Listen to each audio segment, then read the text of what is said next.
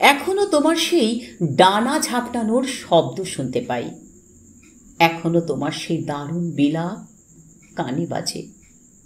গগনবিহারী চিল, খরদীপ্র দুপুর বেলায় তুমি এক আকাশের থেকে অন্য আকাশের দিকে তেজস্বী ও স্বভাবত সঙ্গীহীন সম্রাটের মতো সহজ উল্লাসে বাতাসে সাঁতার কেটে চলেছিলে। যেতে যেতে শূন্যের মেঘলা থেকে যেরকম উল্কা খসে যায়, তুমিও সহসা সেই রকম ঊর্ধ্বাকাশ থেকে এই গৃহস্থ বাড়ির বারান্দায় ছিটকে পড়েছিলে। মুহূর্তে কাকের মেলা বসে গেল ছাতের কার্নিশে। কা কা অট্টহাসির বিদ্রুপে ভরে উঠল দ্বিপ্রহর। তখনও মরনি তুমি। দুই চক্ষু ঘোলাটে ও ঘূর্ণমান, বাদামি শরীর কেঁপে কেঁপে উঠছে। ফের আকাশে উঠবার শক্তি নেই, তবু তুমি শরীরের শেষ বিন্দু সামর্থ্য সংগ্রহ করে প্রাণপণে ঝাপটাচ্ছ ডানা। কখনো বা বাঁকিয়ে উদ্ধত গ্রীবা ঘৃণা ভরে দেখে নিচ্ছ অদূরে অপেক্ষমান শত্রুদের।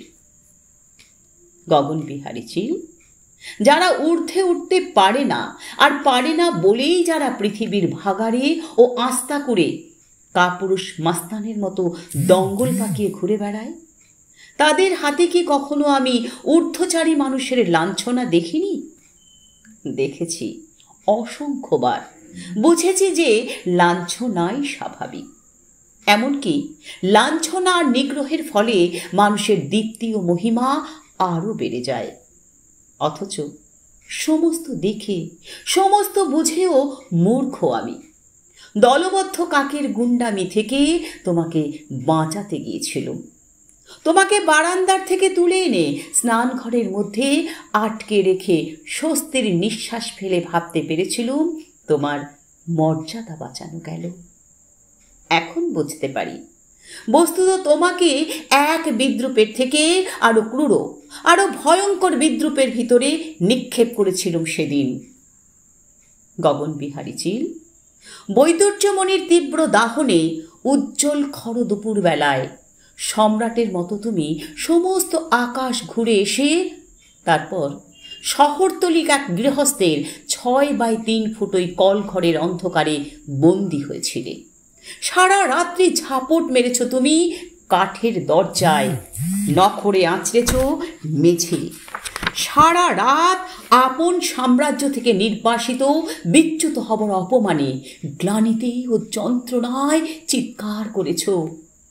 অমন ধারালো শুকনো বুক ফাটা আর্তনাদ আমি কখনো শুনিনি। মনে হয়েছিল যেন পাখি নয়, বিশ্ব চরাচর আজ রাত্রে ওই কল ঘরের অন্ধকারে বন্দী হয়ে চিৎকার করছে। গগনবিহারী চিল, সকালে তোমাকে আমি মুক্তি দেব বলে দরজা খুলে যখন দেখলুম, মেঝের উপরে তুমি স্থির ও নিঃশব্দ হয়ে পড়ে আছো, তখন আবার মনে হয়েছিল তুমি পাখি নও, তুমি অফুরন্ত আকাশের প্রাণমূর্তি। যেন সমস্ত আকাশ আজ নিতান্ত ছাপোষায় গৃহস্থের কলঘরের ক্লিন্ন অন্ধকারে মরে পড়ে আছে।